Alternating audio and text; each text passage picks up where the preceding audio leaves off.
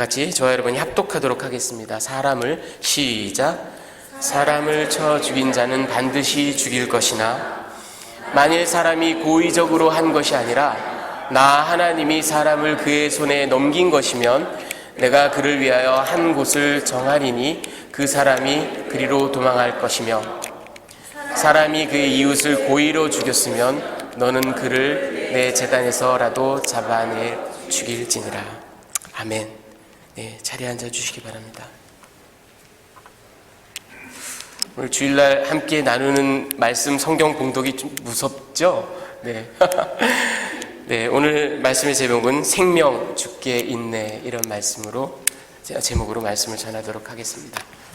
자, 여러분, 한 컬리지 프로페서가 교실에 들어왔습니다. 이 과목은 윤리학 시간입니다. 여러분, 윤리학에서는 여러 가지 안락사, 낙태, 동성연애 이런 것들 다 이제 다루죠.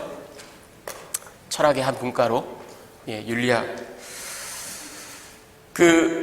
이 시간이 이제 낙태를 다루는 시간이었습니다. 여러분, 저는 사실은 이제 제가 미국 역사를 공부할 때 그 페이퍼를 쓴 토픽 하나가 1973년에 미국의 Roe vs. Wade라는 아주 랜드마크 디시전이 있습니다. 이게 뭐냐면 여성의 낙태 권한을 대법원이 인정하고 그 어떤 단체나 종교단체나 국가나 자치단체나 누구 또 그것을 막을 수 없다라는 그런 대법원 판례가 거의 한 50년 전쯤에 아주 획기적인 미국의 그런 대법원 판례였습니다. 거기에 대해서 페이퍼를 제가 쓰면서 좀 자세히 공부를 한 적이 있었습니다. 요는 여러분, 사람이 태중에 있는 아이를 죽이는 거, 이거 분명히 생명에 관한 문제고 윤리에 관한 문제고 종교에 관한 문제고 신앙에 관한 문제고 그리고 존재론, 철학적으로도 봤을 때 존재론에 관한 문제입니다. 하지만 미국 대법원에서는 이 문제를 전혀 그쪽으로 판결하지 않았습니다. 그보다는 한 여성이 자신의 신체를 자유롭게 할 수 있는 여성의 권한 내지는 프라이버시, 내 몸의 은밀한 부분을 내가 알아서 하겠다. 그렇게 해서 그 프라이버시 권한을 인정해서 낙태 권한을 대법원이 판결을 한 그런 사례가 있었습니다. 그리고 그것이 오늘날까지. 자, 여러분, 이제 윤리학 시간이니까 이제 교수가 이런 것들을 이렇게 다 다루는데 케이스 스터디를 줍니다. 학생들에게. 케이스 스터디를 하나 줄 텐데 이제 너희가 한 30분 동안 열띤 토론을 해라. 찬반 양론 나뉘어가지고 어떻고 얘기를 해라. 그리고 갑론을박하고 서로 논쟁해라. 요는 30분 토론이 끝난 다음에는 너희가 일치된 컨센서스를 가지고 와서 그것을 말하자면 시행하는 의사가 되어봐라. 그 케이스 스터디는 이겁니다. 여기 한 부부가 있습니다. 아빠는 매독에 걸렸습니다. 시필리스. 아주 치명적인 성병이죠. 아빠는 매독에 걸렸습니다. 엄마는 결핵에 걸렸습니다. 이 부부가 이미 4명의 자녀를 낳았습니다. 그 중에 1명은 벌써 죽었습니다. 나머지 3명의 어린아이들도 소위 말하는 terminal disease, 죽음에 이르는 아주 치명적인 병에 걸려 있습니다. 자, 그런데 이 부부가 5번째 아이를 엄마가 임신을 한 겁니다. 그리고는 병원에 왔습니다. 너희가, 학생들, 너희가 만약에 산부인과 의사라면 어떻게 하겠느냐? 낙태를 권하겠느냐? 아니면은 낙태하지 못하도록 말리겠느냐? 아이들이 열띤 토론이 벌어졌습니다. 막 열띤 토론이 벌어지고 갑론을 하고 결국은 열띤 토론 끝에 학생들이 최종 결론을 내렸습니다. 안타깝지만 이 경우라면 낙태를 하는 것이 현명하고 바람직하다라고 생각됩니다. 저희가 이 클래스가 1명의 산부인과 의사라면 낙태를 권하고 낙태를 시행하겠습니다. 그렇게 결론을 내렸습니다. 교수가 딱 한마디 했습니다. Fine, you've just killed Beethoven. 너희들이 지금 죽인 아이가 악성, 교향곡의 아버지 베토벤이다. 자, 여러분, 오늘 본문에 보면 살인에 관한 이야기가 나옵니다.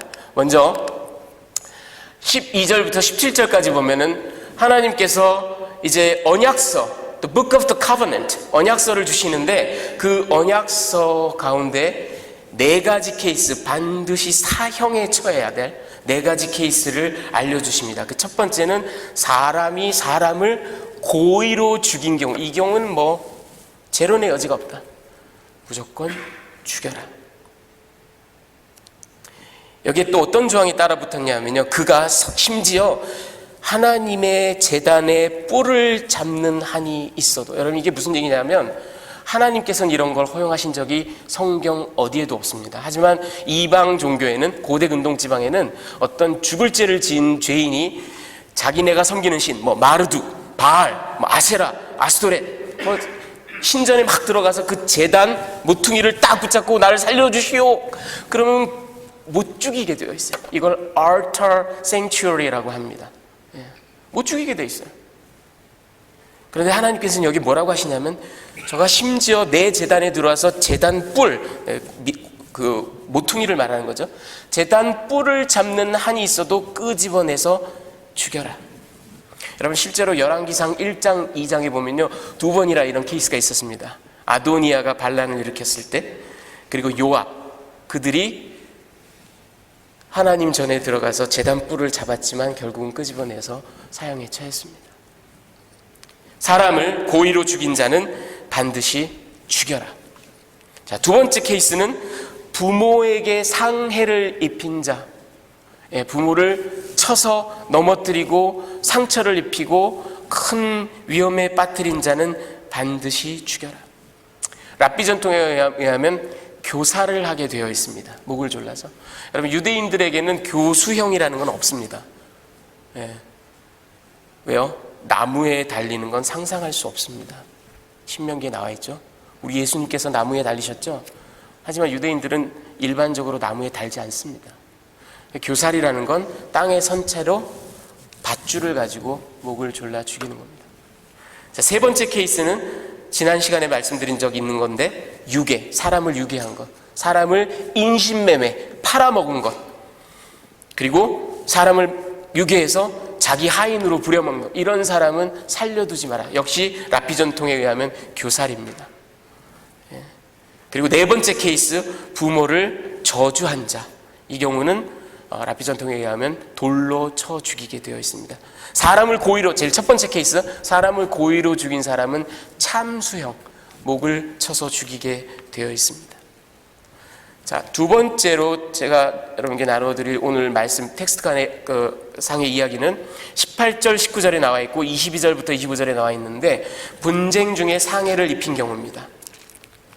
싸움 중에요, 두 시민이 싸움 중에 막 싸우다가 막 승질이 나가지고 서로 막 이제 주먹질을 하다가 한 사람이 한 사람을 심하게 다치게 한 거예요. 자, 그런 경우는 어떻게 하라고 언약서가 얘기를 하고 있냐면, 다친 사람이 누워서 경제활동을 못할 거 아니에요? 그렇죠? 농사를 못 지을 거 아닙니까? 한 달 누워있으면 그 손해를 다 갚아줘라. 그리고 그 한 달간 그 사람이 받는 일체 치료비를 다 지불을 해라. 이것이 언약서의 판결입니다. 그리고 이제 22절부터 25절에 어떤 이야기가 나와 있냐면요, 만약에 두 사람이 싸우다가 한 사람의 아내가 거기를 말리려 막 끼어들다가 부지부식간에 이 아내를 팍 친 거예요. 그래서 이 아내가, 근데 문제는 임신 중에 있는 아내입니다. 여인입니다. 그래서 그 타격으로 인해서 낙태를 한 경우, 어떻게 판결을 하고 있냐면, 영구적인 해가 없다면 남편이 요청하는 벌금을 물어라. 하지만 영구적인 해가 발생할 경우, 생명에는 생명으로, 눈에는 눈으로, 이에는 이로, 손에는 손으로, 발에는 발로, 된 것에는 된 것으로, 상함에는 상함으로, 때림에는 때림으로 갚아라. 이렇게 나와 있습니다. 여러분 지금 말씀드린 이게 렉스 탈리오니스라고 하는 보복법이라는 겁니다. 탈리온이라는 말은 라틴어로 이빨을 말하는 거예요. 이빨을 들였으면 이빨을 빼라 그런 말이에요. 이 렉스 탈리오니스라는 게 여러분이 잘 아시는 세계사 시간에 배운 함무라비 법전에 처음으로 나옵니다. 그리고 한 200~300년 뒤에 모세율법에 나옵니다. 그 이전엔 없었어요. 여러분 우리는 함무라비 법전에 그 눈에는 눈으로 이에는 이로 이런 말을 들으면, 그리고 모세율법까지 그런 말, 이게 너무 야만적인 거 아니야? 너무 무시무시한 거 아니야? 이렇게 생각할 수 있습니다만, 하지만 사실은 굉장히 진일보한 겁니다. 이전 법에는 없던 개념입니다. 이게 진일보한 법 개념이라는 얘기가 뭐냐면 이런 겁니다. 눈에는 눈으로 이에는 이로 이 렉스 탈리오니스 법이 없다면 무슨 얘기냐면 내 눈 하나를 상하게 했는데 이놈의 자식 이리 와르고 눈 둘을 다 뽑아버린다는 거죠. 이빨 하나를 뺐는데 이빨 10개를 막 와장창 다 뺀. 왜? 사람은 열이 나니까, 분노가 치미니까. 그렇게 못하는 거예요. 정확하게 동가, 같은 가치의 상해를 준다라는 겁니다. 그리고 이게 또 진일보한 법 개념이라는 건 뭘 보면 알 수 있냐면, 이전까지 법에서는 히타이트 법이라든가 우르나무 법이라든가 이런 것들 보면 나와요. 눈을 하나 상하게 하면 은 5세계를 내라, 이를 하나 상하게 하면 은 몇 세계를 내라, 이런 거예요. 근데 그 자세히 연구해 보면 무슨 얘기냐면, 가이드라인을 줄 테니까 니네끼리 알아서 해, 이런 얘기예요. 하지만 함무라비법 이후에, 모세율법 이후에 저 렉스 탈리오니스가 들어갔다는 얘기는 이게 왜 진일보한 개념이냐 하면, 이게 더 이상 개인들 간의 문제가 아니라는 거예요. 이런 것들을 놔두면 사회가 와해된다라는 거죠. 이것은 사회에 대한 도전이고 폭력이라는 거죠. 그래서 국가가, 공권력이 개입을 해서 정확하게 판단을 하고 정확한 피해에 해당되는 그런 그 벌을 준다라는 그런 의미에서 대단히 진보한 개념입니다. 자, 그리고 마지막으로 세 번째 어떤 이야기가 나오냐면 20절, 21절, 그리고 26절, 27절, 지난주에 잠깐 말씀드린 적이 있습니다. 그러면 종에게 가한 상해는 어떡하냐?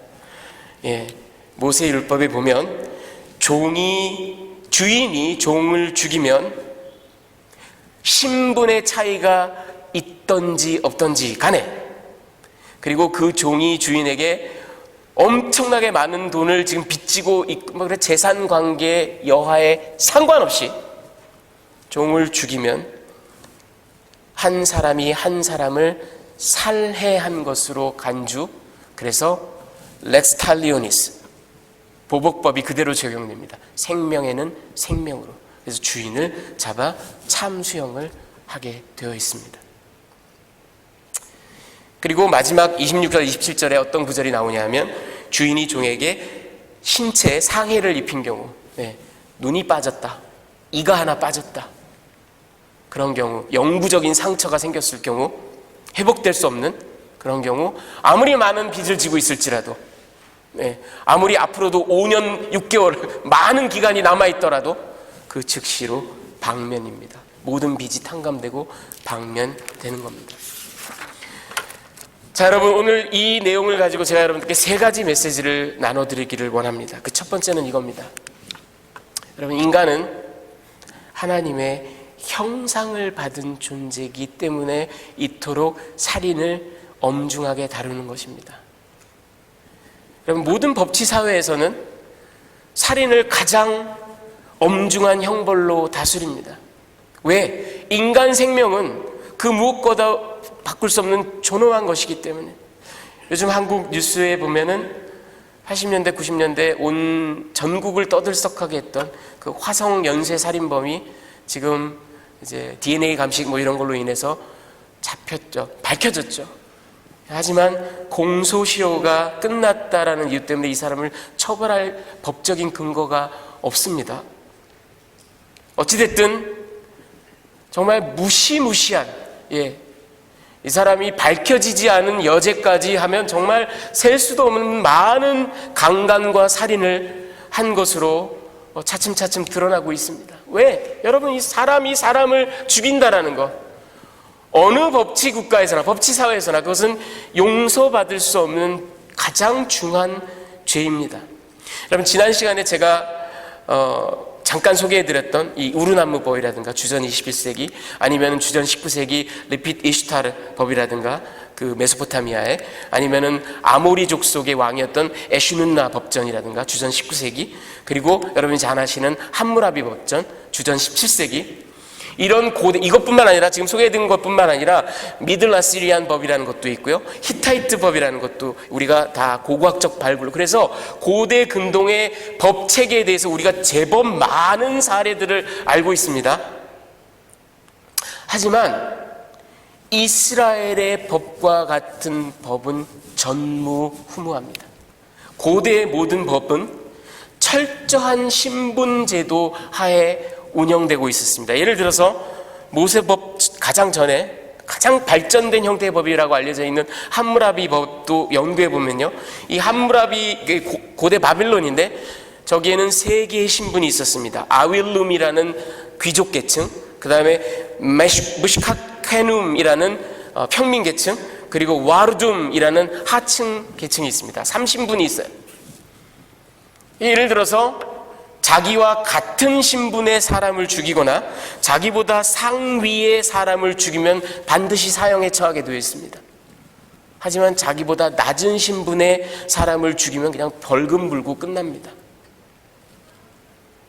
고대의 법들은 이렇게 결국은 생명 자체에 포커스하기보다는 귀족이 평민 아빠를 때려 죽였어?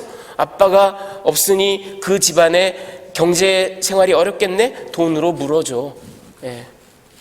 사람의 존엄성보다는 그 사람의 경제 능력, 경제적 가치, 이렇게 바라보고, 그리고 신분 질서를 어지럽히나 안 어지럽히나, 예. 감히 평민 주제에 귀족을 죽이면 이건 볼 것 없이 죽여버려야 다시는 그런 일을 못하기 때문에. 신분 질서, 경제 관계. 하지만 이스라엘의 법은 혁명적으로 다릅니다. 여러분 12절, 사람을 쳐 죽인 자는, 별거 아닌 것 같은 말인데요, 이 말이 마케 와메트 이쉬 이렇게 시작하는 이 히브리어가 anyone who kills a man, whoever kills a man, 그게 귀족이든지 평민이든지 심지어는 왕이라 할지라도 사람이 사람을 죽인 경우에는 반드시 잡아 죽여라. 고의로 사람을 죽였을 경우에. 이스라엘의 법은 신분에 구애받지 않습니다. 뭘 보면 알 수 있어요? 여러분 지난 시간에 말씀드린 거, 가장 그 사회의 하층 계층인 종을 때려 죽여도 그 주인이 사형을 당합니다. 사람이 매로 그 남종이나 여종을 쳐서 당장에 죽으면 반드시 형벌을 받는다라는 말이 나캄이라 그랬죠. 제가 지난 이거 성경에서 100% 사형에 처한다는 말입니다. 주인이 종을 죽여도 사형에 처하게 되어 있습니다. 그런데 여러분들이 성경을 자세히 읽으시면 그 바로 다음에 나오는 21절을 읽으시면서 고개를 갸우뚱하실 수도 있습니다. 이거 이영석 목사의 설명과 다른데? 21절을 보시죠. 그런데 그 종이요, 하루나 이틀을 연명하면 형벌을 면하리니 그는 상전의 재산임이라. 이거 뭐야? 여태까지 한 얘기랑 다르잖아. 하루나 이틀을 연명했다가 죽으면, 죽었는데 연명했다가 죽으면 주인이 별을 안 받는다네, 낙함을 안 받는다네. 그리고 그렇게 하는 이유가 종이 상전의 프로퍼티, 재산, 아니 인격이라면서요, 목사님. 똑같다면서요. 여러분 저 개역 성경은 명백하게 잘못 번역되어 있는 부분입니다. 원어 히브리어를 보면요, 그가 하루나 이틀을 연장하면이 아니라 그가 하루나 이틀 뒤에 일어나면, 그런 말입니다. 죽은 게 아니에요. 종이 죽은 게 아닙니다. 그런 경우는 낙함, 사형받지 않는다라는 얘기예요. 그리고 저 다음 말이 사실은 이게 굉장히 여러분들 귀에 거스릴 수 있는데, 그 종은 상전의 재산이다. 여러분 그 얘기가 아닙니다. 후카스포라고 히브리어로 나와 있는 이 말을 모든 영어 성경이, 그리고 우리 개역 성경이 He is his property 이렇게 번역을 했습니다. 근데 히브리어의 저 후라는 3인칭 대명사는요, he라는 인칭대명사로도 쓸 수 있지만 this, that 이러는 지시대명사로도 많이 쓰입니다. 사실은 저 구절은 이렇게 번역해야 맞습니다. That is his money. 그런 말입니다. 이게 무슨 뜻이냐면 저 20절, 21절 바로 직전에 무슨 얘기가 나왔죠? 18절, 19절에 시민들끼리 서로 싸워서 한 명이 한 달간 들어놓으면 그 사람의 노동 그 사람의 치료비를 다 물어줘라 하는 얘기가 나온 다음에 바로 저 얘기가 나와요. 그러니까 that이라는 거, who라는 거는 바로 그 손실된 노동력 그리고 치료비를 말하는 겁니다. 그렇잖아요, 여러분. 노예에 관한 얘기를 하면 우리가 지난주에 다룬 6절 바로 뒤에 나와야 정상인데 갑자기 뚝 떨어뜨려서 18절, 19절 뒤에 나와 있는 이유는 뭐냐면 바로 저 관계 때문에 그런 겁니다. 다시 말하면 하인이 맞았는데 한 이틀 뒤에 벌떡 일어났어요. 그런 경우에 낙함, 사형에 처하지 않아요. 왜? 그 하인이 누워있어서 생긴 노동의 손실, 그리고 그 하인을 반드시 치료비를 물어줘야 됩니다. 이거 다 그 상전의 재산, 상전의 머니다, 그런 얘기입니다. 뭘 알 수 있습니까? 이스라엘의 법은요, 사람을 상하게 하면 신분을 고려하지 않습니다. 심지어는 종이라도 그를 죽인 자는 사형에 처하게 되어 있다는 얘기입니다. 민수기 35장 31절에 보면요, 고의로 살인죄를 범한 살인자는 생명의 속전을 받지 말고 반드시 죽일 것이며, 고의로 사람을 죽인 자는 왜냐하면 많은 고대의 법들이 돈으로 물어주는 경우들이 많거든요. 하지만 이스라엘의 법은 돈으로 물 수 없다. 사람의 생명은. 그 이유가 바로 이겁니다. 여러분, 창세기 9장 6절 다 같이 한번 읽어보겠습니다. 시작. 다른 사람의 피를 흘리면 그 사람의 피도 흘릴 것이니 이는 하나님이 자기 형상대로 사람을 지으셨음이니라. 네, 여러분,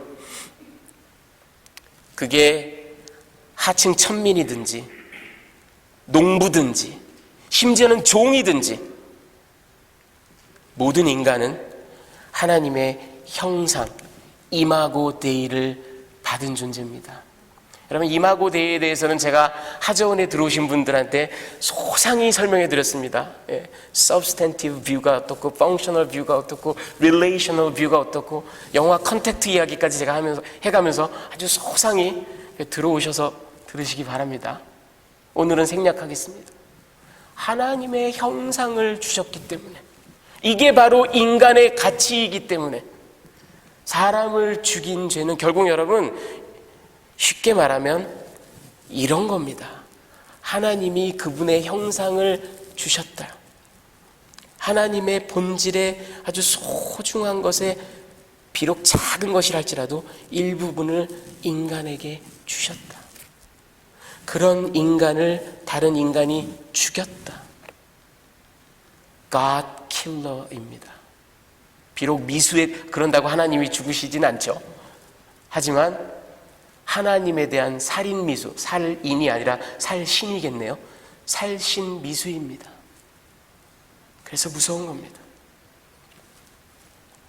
하나님의 형상을 받은 인간, 그렇기 때문에 종이든 천민이든 하층민이든 고의로 살인을 한 경우 절대 용서해서는 안 된다. 제단에서라도 끌어내어서 죽이도록 해라. 자, 두 번째, 그런데 인간의 생명의 시작, 여러분, 이스라엘의 법의 또 다른 혁명적인 내용이 여기 나옵니다. 하층민, 종 정도가 아니에요. 이제는 뱃속에 들어있는 태아까지도. 여러분, 인간의 생명의 시작을 어디로 봅니까? 오늘날까지. 제가 아까 1973년 로 vs 웨이드, 낙태를 미국 헌법이 허용한다라고 판결한 것은 그 생명으로 보는 것이 아니라 여성 신체의 일부분으로, 프라이빗한 기관으로 보는 것이기 때문에 가능한 얘기입니다. 오늘날까지도. 여러분, 22절, 23절을 보면요, 여기에 또 다른 오역이 하나 나옵니다. 사람이 서로 싸우다가 임신한 여인을 쳐서 낙태하게 하였으면, 여러분, 낙태란 말 우리말 뭔지 아시죠? abort. miscarriage. 아이가 죽은 경우에 낙태라고 하잖아요. 낙태하였는데 다른 해가 없으면 그러니까 여자 산모가 별 해가 없으면 남편의 청구대로 벌금을 내고 끝내라? 여러분, 그런 얘기가 아니에요. 저 낙태란 말은 워야쩌우라는 히브리어는 그냥 come out, come forth 그런 말이에요. 아이가 나온 거예요. 7개월이든 8개월이든 9개월이 미숙아로 조산을 한 겁니다. 조산을 한 경우에, 그런데 다행히 그 아이가 죽지 않고 산모도 죽지 않고 다른 해가 없으면 남편이 청구하는 벌금을 내라는 거예요. 하지만 23절에 그러나 다른 해가 있으면, 이 구절이 중요합니다. 앞에 낙태가 태아가 죽은 케이스가 아니고 그냥 아이가 조산한 경우라고 우리가 받아들였을 때, 다른 해라는 것은 산모에게 뿐만 아니라 태아에게 있는 해도 해당되는 얘기입니다. 태아가 만약 죽으면 생명은 생명으로 갚아야 된다. 역시 이 태아를 숨지게 한 그 장본인, 태아 역시 하나님의 형상을 받은 온전한 생명체로 보는 겁니다. 그래서 살인죄가 적용이 되어서 사형에 처합니다. 이게 이스라엘의 혁명적인 법입니다. 여러분, 고대 세계 어떤 법도요, 함무라비 법도, 우르나무 법도, 히타이트 법도, 어떤 법도 태아를 생명으로 간주한 적은 없습니다. 태아를 상하게 하거나 죽게 한 경우는 전부 다 벌금으로 갚습니다. 하지만 이스라엘의 법은 태아부터 하나님의 형상, 그러니까 난자와 정자가 만나서 수정이 된 그 순간부터 생명으로 바라보는 겁니다. 여러분, 이게 이스라엘 법의 혁명적인 변화입니다. 미국의 척 스윈돌이라는 그런 아주 유명한 설교자, 복음주의적인 설교자가 있습니다. 목사이며 저술가인 이분이 이런 얘기를 했습니다. 들어보십시오. 오늘날 미국에서 가장 위험한 장소는 조직폭력배들이 선량한 시민을 위협하는 도시 슬럼도 아니고, 오직 강한 자만이 생존하는 무시무시한 교도소도 아니다. 언제든지 원치 않으면 낙태를 할 수 있다는 조언을 듣고 있는 산모들의 자궁 안이야말로 오늘날 미국에서 가장 위험한 장소이다. 여러분, 구트마커 인스티튜트와 그리고 Centers for Disease Control, CDC에서 발표한 자료에 의하면 2017년 한 해 동안 미국에서 낙태로 숨진 아이들이 86만 명이 넘습니다. 그런데 이 숫자가요, 전체 임신의 18%입니다. 거의 20%입니다. 5 임신 중에 하나는 낙태입니다. 자연적인 미스캐리지가 아니고 낙태. 여러분, 이 숫자 86만이란 숫자도 어마무시하고 우리를 정말 가슴 아프게 하는데, 더 놀라운 사실은 이겁니다. 그 중에 강간을 당해서 아이를 낙태시킨 경우, 또는 태아에게 치명적인 기형이 발견돼서 낙태시킨 경우, 아니면 이 임신을 계속 지속하면 산모의 목숨이 위험할 정도로 위험하다라는 그런 건강상의 이유로 낙태를 한 경우는 7%입니다. 나머지 93%는 뭐냐면, 애를 키울 능력이 없어서, 미혼모가 되기 싫어서, 셋째 넷째 여태까지 다 키웠는데 어떻게 또, 그런 개인의 문제 때문입니다. 여러분, 4,000년 전 고대 근동의 가장 발달한 법 체계에서도 함무라비 같은 태아는 생명이 아니라 돈으로 환산되는 존재였고, 4,000년이나 지나서 21세기 지금 오늘날 가장 문명국이라고 자랑하는 이 미국 땅에서도 93% 낙태를 당하는 아이들이 86만이 넘고 한 해에, 그 중에 93%는 그냥 키우기 싫어서, 키우기 힘들어서, 사회적인 스티그마가 싫어서 미혼모라는. 내 삶을 곤고하게 만들기 때문에 아이를 지우겠다. 그래서 마치 여성의 피부에 발생한 종기인 양, 신체의 일부분인 양 그냥 도려내는 이런 현실 속에서 우리가 살고 있지만 하나님의 뜻은 정자와 난자가 수정하는 그 순간부터, 엄마 뱃속에 있을 때부터 하나님의 형상을 받은 존귀한 인간이고, 그렇기 때문에 그 아이를 죽이면 사형에 처하는 겁니다. 인간 생명의 시작은 응애하고 태어나서부터가 아닙니다. 끝으로 보복의 순환을 끊다. 여러분 13절 말씀을 읽어보면요, 만일 사람이 고의적으로 한 것이 아니라 나 하나님이 그 사람을 그의 손에 넘긴 것이면 내가 그를 위하여 한 곳을 정하리니 그 사람이 그리로 도망할 것이며, 이게 이스라엘법의 또 엄청난 혁명적인 특징입니다. 여러분 고대 근동의 그 아까 말씀드린 그 어떤 법에서도 과실치사냐 미리 의도한 살인이냐를 분별하는 케이스는 단 한 건도 없습니다. 단 한 건도 없습니다. 살인은 그냥 살인인 거예요. 돈으로 물든지 상급 사람을 죽였으면 그냥 죽든지. 하지만 이스라엘의 법은 하나님께서 피할 길을 내십니다. 내가 죽일 의도가 아니었는데 농기구를 휘두르다가 잘못 사람을 죽였다거나 이런 경우 피할 길을 내십니다.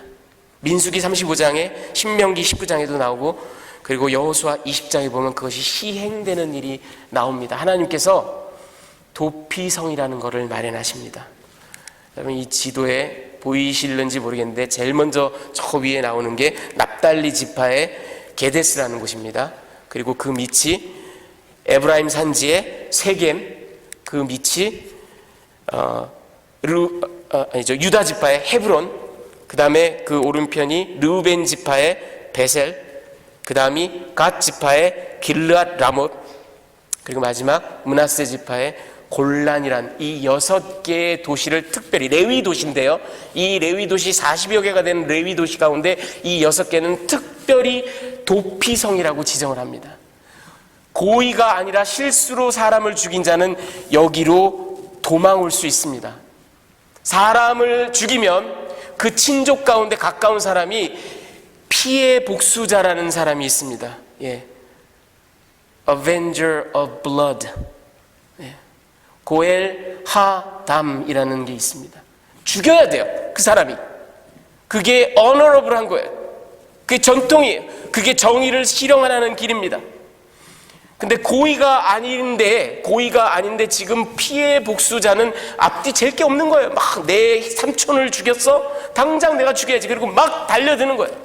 그럼 어찌할 바가 없어요. 재판을 받을 겨를도 없어요. 그런 사람이 일단 도피성으로 내뺍니다. 그럼 그를 끄집어낼 수가 없어요. 그리고 적법한 재판을 받도록 배려를 합니다. 그리고 그해 대제사장이 살아있는 동안은 그를 어떻게 할 길이 없습니다. 그리고 대제사장이 죽으면 적절한 속전을 내고 자기 고향으로 돌아가게 되어 있습니다. 살려줘요. 근데 여러분 재미있는 건 저 도피성이라는 건 이스라엘 지파 가운데 저렇게 6개를 그냥 랜덤하게 흩어놓은 게 아니에요. 이스라엘 땅 그 어디에서도 30마일 이내에 도피성 하나가 반드시 있게 되어 있습니다. 내가 실수로 사람을 죽였다, 냅다 저기로 내빼면 일단 목숨을 건집니다. 여러분 고대 근동의 어떤 법에도 저런 이야기는 없습니다. 하나님께서는 저게 뭘까를 잘 생각해 보십시오.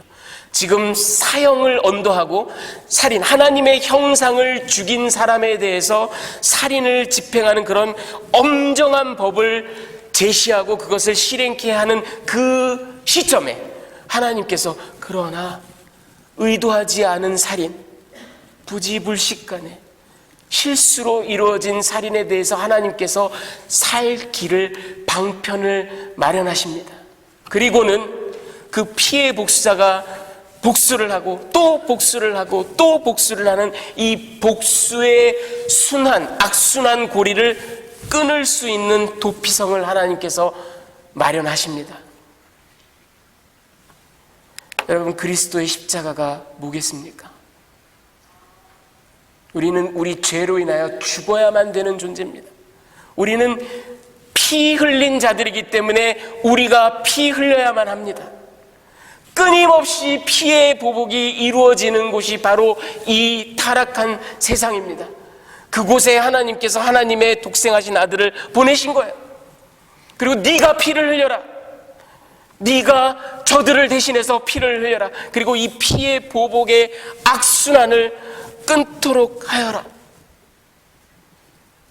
여러분, 하나님께서는 살인에 관한, 사람의 생명에 관한 법을 주시는 이 시점에 이미 보복의 악순환을 끊기 원하시는 하나님의 구원 의지를 우리에게 보여주셨습니다. 이게 놀라운 하나님의 소식입니다. 여러분, 우리의 생명은 하나님께서 주셨고 우리의 생명은 지금도 하나님께 달려 있습니다. 이 시간에 선교사님 한 분을 좀 잠깐 소개해 드리겠습니다. 시간이 많이 늦었지만 장지성 선교사님입니다. 하나님께서 하나님의 형상으로 지으신 귀한 아들, 더군다나 하나님의 종으로 선택하셔서 부른 아들입니다. 네팔에서 그 험악한 산지를 매일같이 산을 오르며 복음을 전하시던 아름답고 존귀한 선교사님입니다. 우리 개인적으로 이혜진 집사님의 절친한 친구이기도 합니다. 지금 2주간 미싱되어 있습니다. 그리고 함께 사역에 나서셨던 토마스 선교사님은 이미 사체로 발견되었습니다. 이 귀한 하나님의 아들의 죽음 앞에 어쩌면 이미 하나님 품에 안기셨을 수도 있는데 이 황망한 소식 앞에 우리는 망연자실할 수밖에 없죠. 하지만 장지성 선교사님을 조성하신 분도 하나님이고 그에게 거룩하신 하나님의 형상을 주신 분도 하나님이시고 그를 부르셔서 선교사로 일하게 하셨고 이제는 어쩌면 네팔 땅에서 순교하게 하신 분도 하나님이신 줄 믿습니다. 생명은 그분 손에 있습니다. 우리는 고통스럽지만 이해할 수 없지만 이 생명의 주관자 되시는 하나님의 주권을 인정하고 이 가정을 위해서 같이 기도하기를 원합니다. 여러분, 오늘 하나님의 형상, 생명에 대한 말씀을 주신 이 시점에 오늘 아침에 소식을 들었습니다. 우리 아침에 다 같이 찬양팀이 모여서 기도했습니다.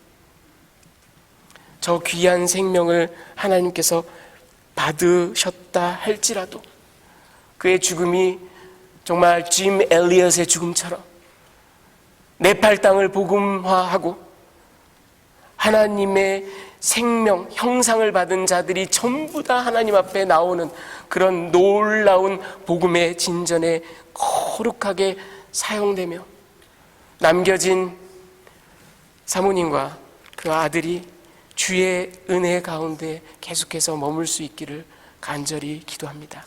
우리 같이 기도하시겠습니다.